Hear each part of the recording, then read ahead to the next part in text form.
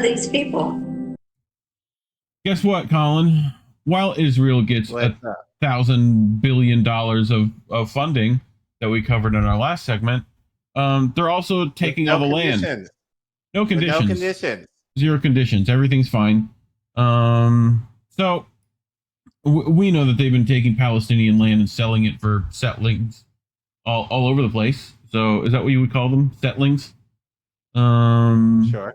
The settlements and such. Israel seizes 800 hectares of Palestinian land in occupied West Bank.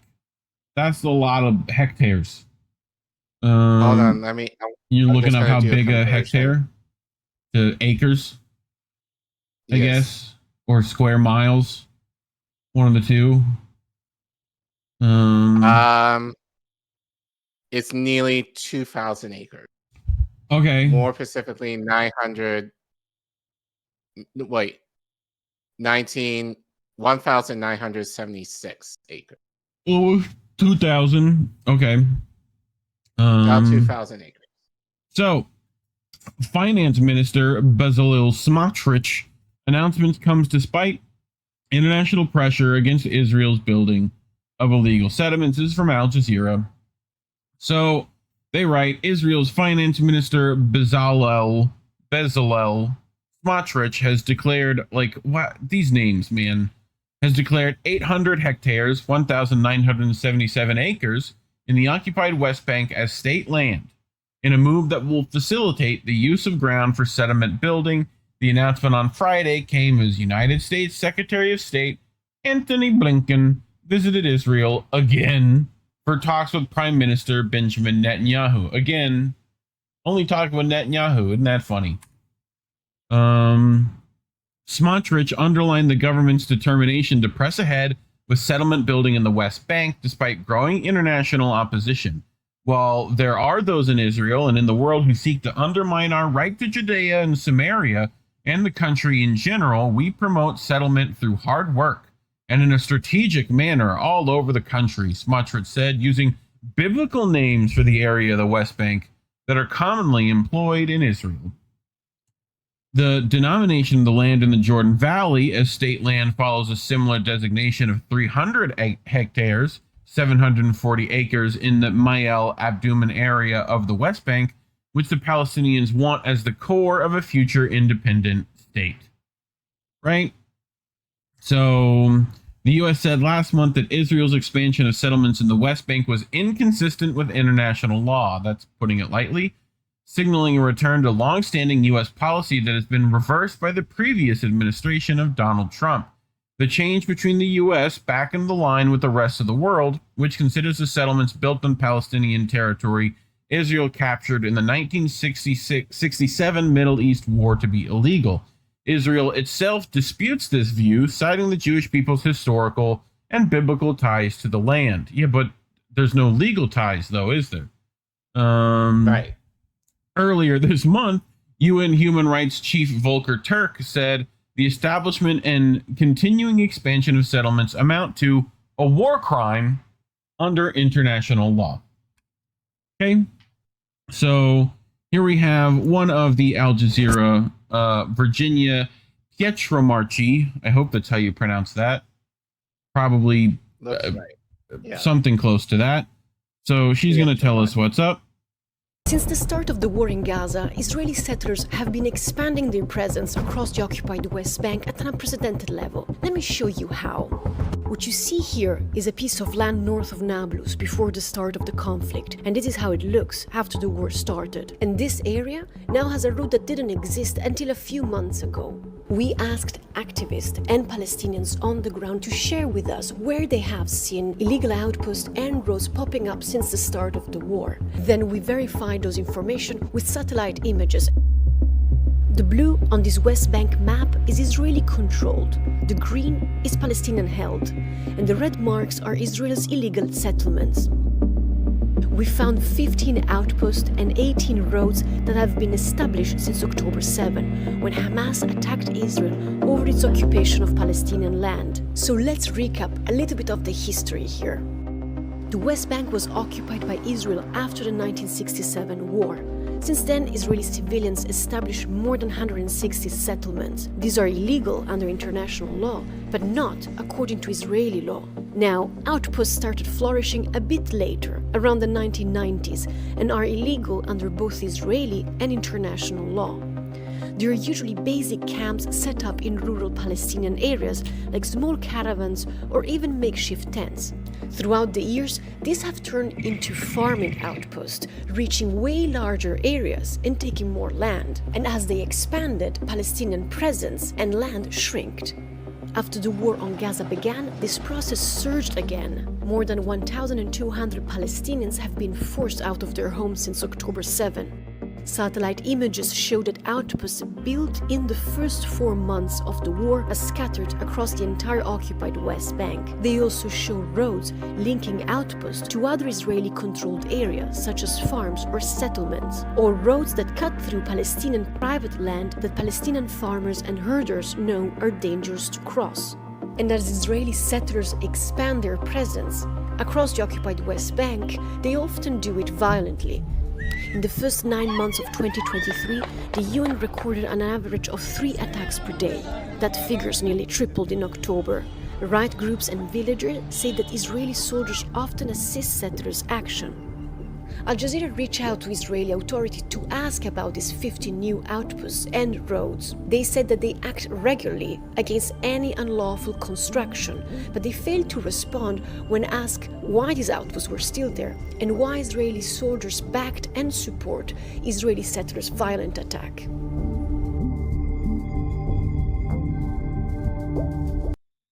Well, thoughts so far, Care Bear? I mean, we've talked about this before, like, Yep. and and again, we don't want. Obviously, Gaza has been getting a lot of play right now, and rightly so. But we also have to be very aware of what's happening in the West Bank as well. And Hamas isn't there. Hamas does not exist doesn't exist in the West Bank. So the idea that this is still continuing to happen, if not, I think if anything, is kind of escalated now because people's attention is what's happening in Gaza. That, you know, obviously there's a lot of, it's hell in Gaza, but right now, like, they've, you know, settlers in the West Bank have used this opportunity to basically grow in terms of their establishment in that territory too, and they have no intention of letting that go. So yeah, as we said, we talked about this several streams ago regarding this, and basically, you know, them saying we have a right to the land, and fuck anyone who thinks otherwise. So yeah, it's, I don't know what more to be said. We've talked about. Well, there's a little more to be said. So Palestinian authorities condemned the land siege and expansion of settlements, of course. The Palestinian Ministry of Foreign Affairs called the latest move a crime that is part of an official policy racing against time to annex the West Bank and eliminate the possibility of creating a Palestinian state. There are no morals, values, principles, or international resolutions that can stop the extremist right, the ministry said in a statement. Also the extreme, you know, it's the government over there. There's no difference. So the international failure to protect our people is complicity and cover for Israel's ongoing invasion and punishment, it added.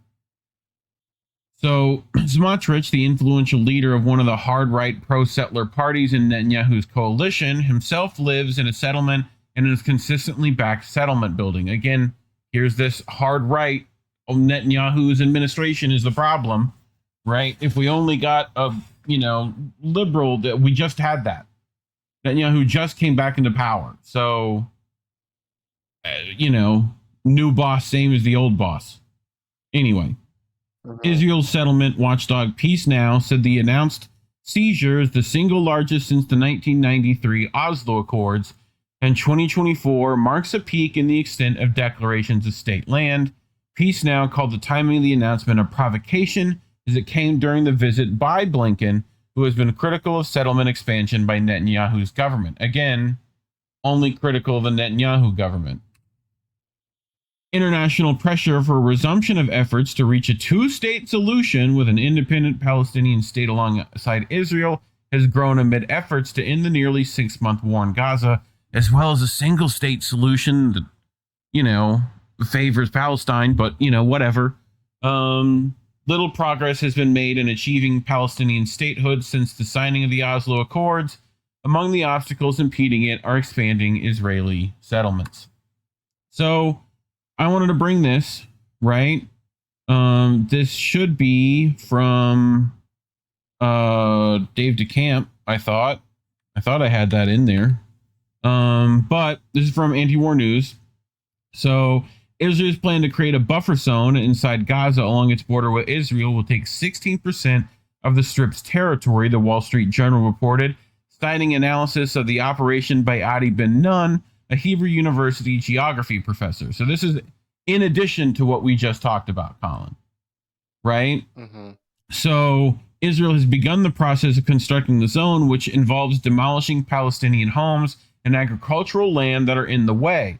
The buffer zone will be about 1 kilometer in width. Okay. Israeli media reported in January that Israel has destroyed 1,100 of the 2,800 buildings in the border areas. In the same month, 21 Israeli soldiers were killed while working to demolish a building after a Hamas rocket detonated explosives IDF soldiers had planted. The Israeli military insists it needs to create the buffer zone to prevent future October 7th style attacks. But the plan also advances Israel's seizures of Gaza territory, and many ministers in the Israeli government favor re-establishing Jewish settlements in the Strip. On top of the buffer zone on the border, Israel is also constructing a road that will cut the Gaza Strip in two. Israel claims that it doesn't seek to occupy Gaza, but wants to maintain open-ended security control of the Strip, which is not possible without some form of occupation. The Biden administration claims it's opposed to any Israeli plans that will shrink Gaza's territory, but the U.S. continues to provide Israel with unconditional military aid as it's enacting a plan to steal 16% of Gaza, which we talked about in Collin's segment earlier. How do you, someone's got to be buying those homes, Collin. Where do you think they're buying them at? Here. Teaneck and Inglewood?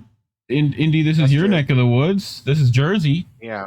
Right? So this is March 31st coming up. You can get your Israeli home now, Collin.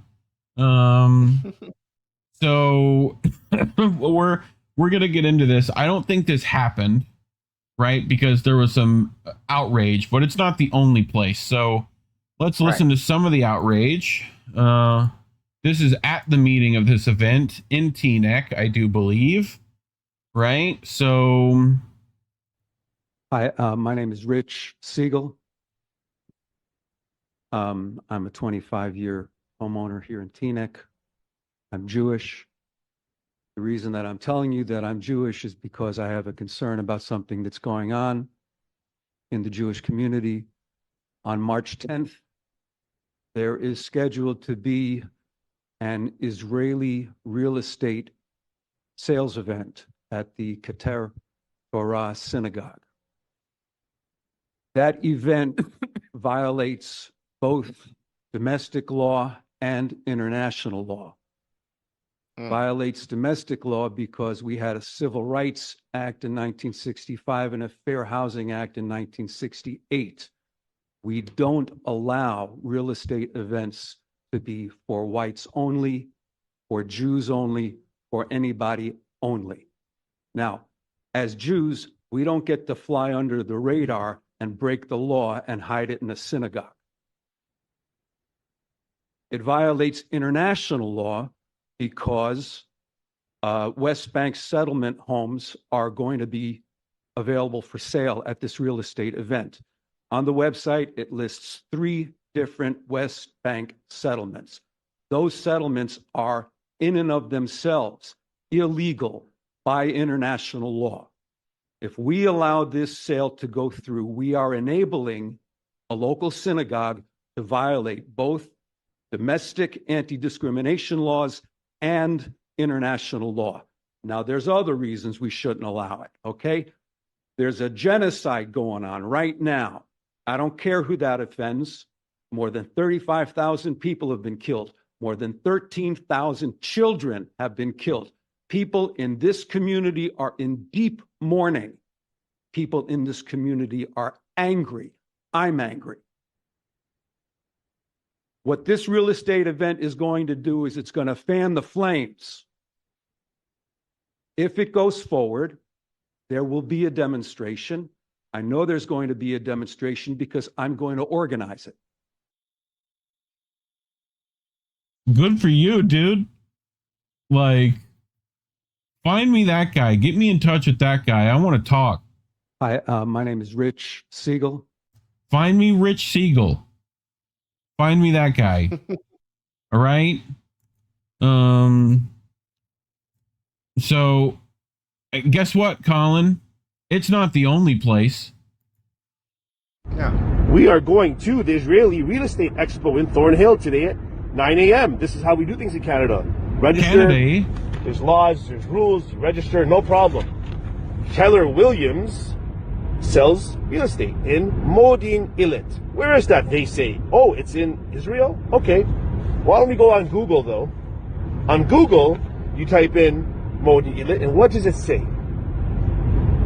It's a settlement in West Bank. So now they're claiming the West Bank is Israel? Interesting. In Canada, let's go there and clarify with them what's going on. Let's go to the police and maybe make a police report saying it's against international law. How's it against international law? Foreign Affairs site says occupied territories and settlements. Canada does not recognize permanent Israeli control over settlements. Then it says. So, just, you know, we know how this works, right? So, guess what? People unhappy with that too. So, why is this not a video? Hold on. I have the video. Un momento. Where's it at? Go to Office. And then Project Videos. I don't know how I didn't put that in. Collin, thoughts while I grab that? I mean, you kind of know what's happening, right? Yeah, I mean, it's the exceptionalism that kills me with this. It's just like the idea that, and I get it, like Jews have gone through suffering in terms of the Holocaust and within their history. I totally get that. But that doesn't mean that gives you license to basically overstep international law, to seize land that you claim that is, again, if it's promised to you, that's one thing. But in this day and age, it has to be legal.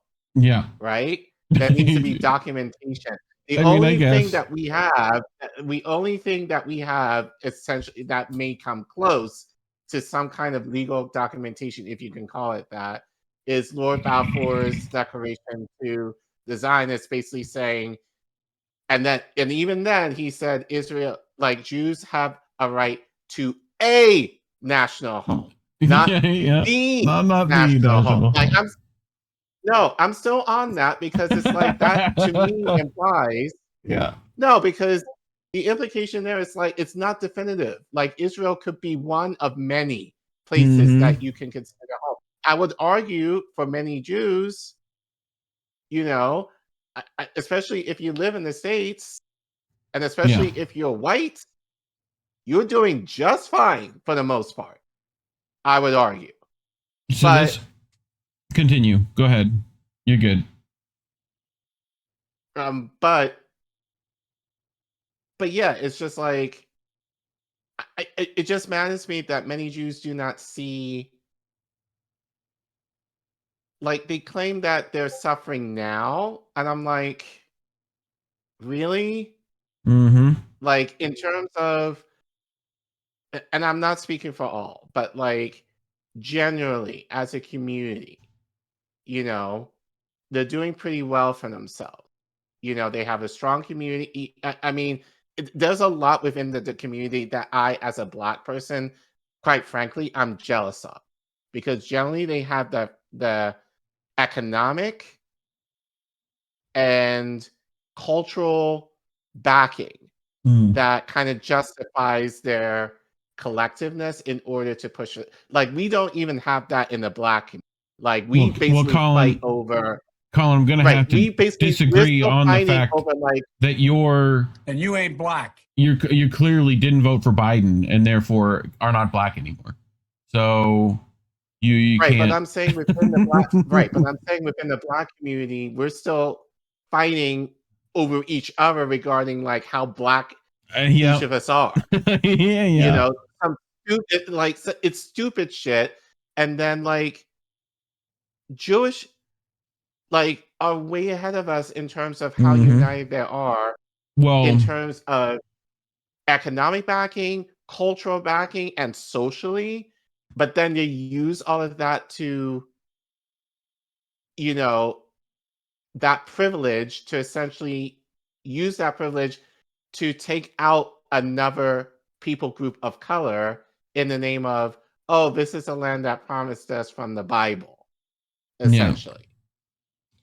Well, luckily it's not all Jews, as people would like to be reminded. Right. So, and I want to clarify, yes, it's not all Jews that think this way, but collectively, as a community, that seems to be, especially if you live in the States, that generally seems to be like the precedence for many, at least. Well, here's Rabbi David Mirvazir, who I think you brought before. I think you brought one of his sermons before, possibly.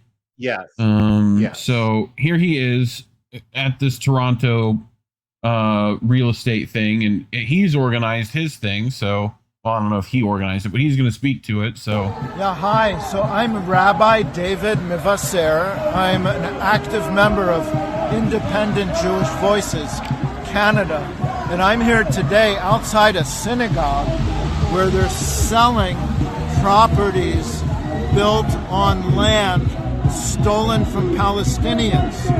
There's a real estate agency that's come here today to Toronto to sell properties built on stolen Palestinian land. It's kind of unbelievable that Canada permits this.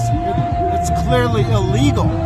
So we're here today to call that out, and God willing, to make it stop. I mean, I don't know how people in the Jewish community miss people like this, but there needs to be more of them. Right.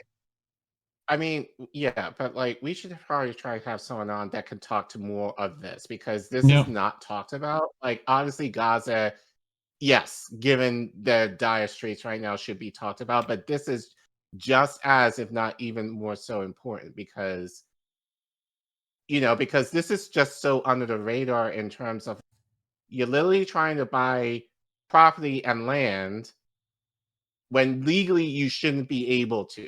Yeah. Like, you and I cannot do that. But a Jew can.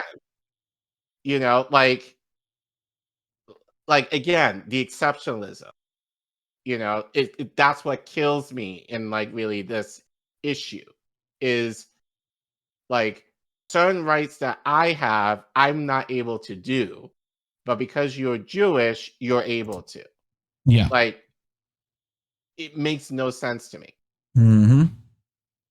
Yeah, I don't get it either. But again, I want to be clear, because I want to be clear, a Zionist especially who happens to be Jewish. That's what I mean.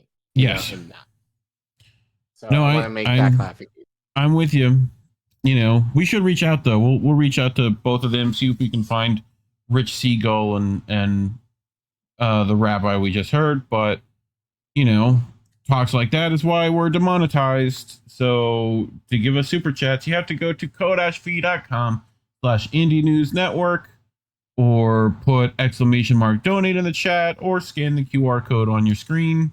If you can't give monetarily, we just appreciate, you know, you subscribing and hitting the like button, you know, sharing this clip or stream, also very useful. Leave a comment. Let us know what you think.